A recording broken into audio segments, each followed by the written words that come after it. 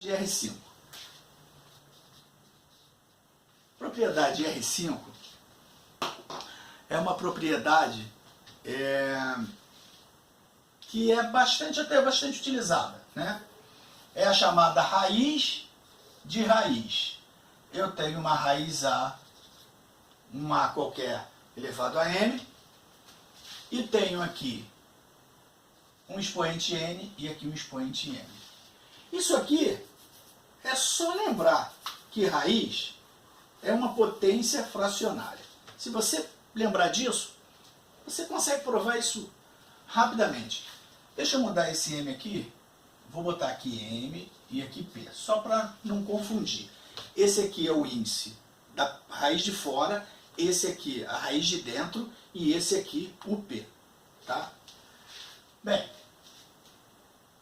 veja, essa fração daqui, quem é? Se eu pegar só esse daqui de dentro, tá? Só esse daqui, eu posso transformá-lo na forma de potência fracionária.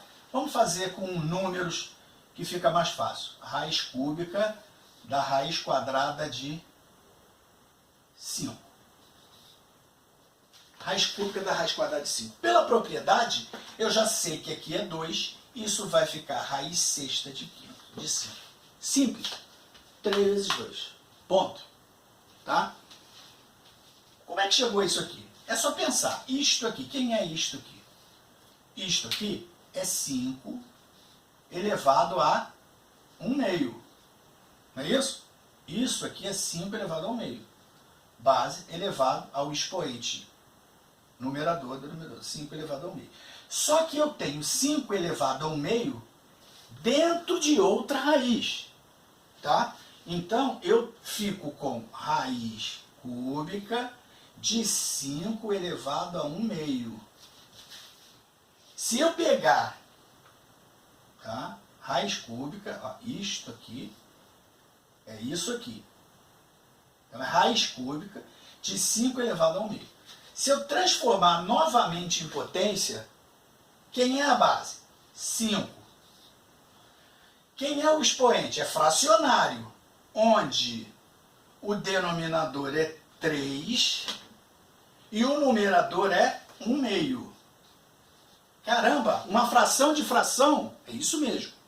Uma fração de fração é 5 elevado a fração, o denominador é 3, o numerador é 1 meio. Só que isto aqui é uma fração, né? Fração de fração é uma divisão. Isso aqui é divisão de 1 meio dividido por 3.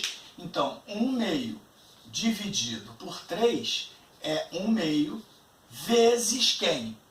1 meio vezes o inverso de 3, 1 terço. 1 meio vezes 1 terço é 1 sexto. Então, isto aqui, na verdade, é 5 elevado a 1 sexto. Se é 5 elevado a 1 sexto, 5 elevado a 1 sexto é raiz sexta de 5. Tá? Então, pessoal, essas 5 operações, essas 5 são primordiais para que a gente possa resolver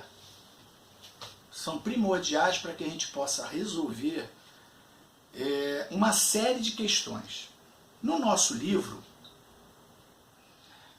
a sequência de matéria ela é da seguinte maneira. Deixa eu pegar o livro aqui. Eu mexi no tripé aqui. Bem, 5, ele vem fazendo uma revisão de radiciação, tal, e aí ele vem falando da função exponencial. Ele começa a falar da função exponencial antes de falar da equação exponencial. Tá? Vocês podem escolher do jeito que vocês quiserem. As duas formas são tranquilas. Você pode estudar, você vê que função exponencial é muito pequena. A matéria de função exponencial é muito pequena, uma página, 2, né? Página 159 e página 160, só. Mais nada. Né? Então, o que acontece? nessa parte de função, ele mostra basicamente como é o gráfico da função de formato a elevado a x. Só. Não é o único formato de função. Não é o único formato. Tá?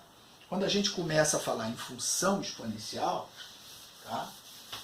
Isso tudo que a gente está falando vai ser utilizado. Mas, antes de mais nada, a gente precisa ver que quando a gente for estudar função exponencial, tá? Essa parte de função exponencial é a função exponencial mais básica, que tem a forma geral y igual a elevado a x. É essa mesma forma, tá, gente? Olha, não se esqueçam, quando era a função do primeiro grau, era y igual a x mais b. O a era um número real, o b era outro número real. Na do segundo grau, ax ao quadrado mais bx mais c. Tá? O expoente desse x aqui é 1. Na do segundo grau, o expoente do x era 2, tinha o 2, tinha o 1, né? Tinha o 0, né? X elevado a 0. Do c, né? Pois é. Na função exponencial, o expoente é que é a variável. O expoente é que é a variável independente. É o que muda. Lembra?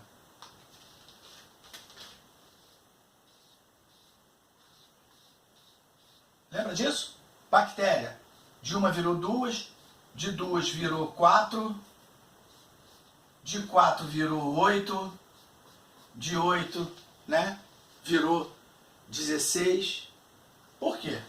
2 elevado a 0, 2 elevado a 1, 2 elevado ao quadrado, 2 ao cubo, 2 à quarta. O 2 é a base exponencial, que é o meu A. O A é um número real, tá? Depois a gente vai ver que existem algumas restrições, né, para o A. Bases negativas, a gente tem que ver isso depois, tá?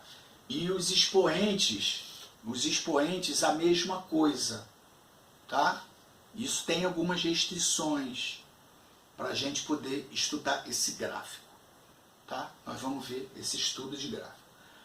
Mas o mais importante, para acabar esse vídeo aqui, né, esse de 10 minutos, é que você pode estudar a função, agora, esse pedaço, na sequência que está no livro, e depois entrar em equação exponencial.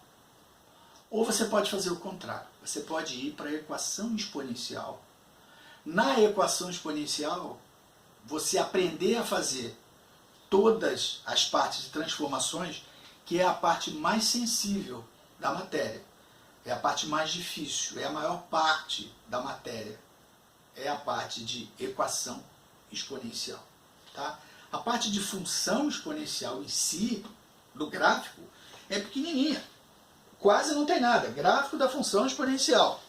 Tá? Tem aqui função exponencial na página 159 do livro. Depois a página 160. Fala do gráfico. Tem uns exercícios sobre gráfico e ponto final. E acabou. Construção do gráfico exponencial, entendeu? Conexão entre funções exponenciais e progressão. Né? Isso é muito importante porque a conexão da função exponencial ela é com a progressão geométrica, que nós vamos ter que rever, provavelmente, alguns de vocês estudaram PA e PG no primeiro ano, né? E outros podem ser que não tenham feito esse estudo. E aí, se não estudaram PA e PG, não vão conseguir fazer essa conexão. Então a gente vai ter que fazer uma revisão de PA e PG, relembrando a PA e mostrando como a PA é muito, muito parecida, tem a mesma filosofia da função do primeiro grau. E a PG com a função exponencial. Inclusive, algumas pessoas, alguns autores, preferem que vocês aprendam primeiro a função exponencial para poderem fazer o quê? Equações exponenciais. Por que fazer equação exponencial? Porque quando você vai trabalhar com juros compostos, né? Juros compostos, você precisa de exponencial. E quando vocês vão trabalhar com progressão geométrica, tá? Vocês precisam já saber resolver uma equação exponencial. Por isso, PA e PG, ou pelo menos só PG, só pode ser dada depois que vocês aprendem função exponencial. Ok, pessoal?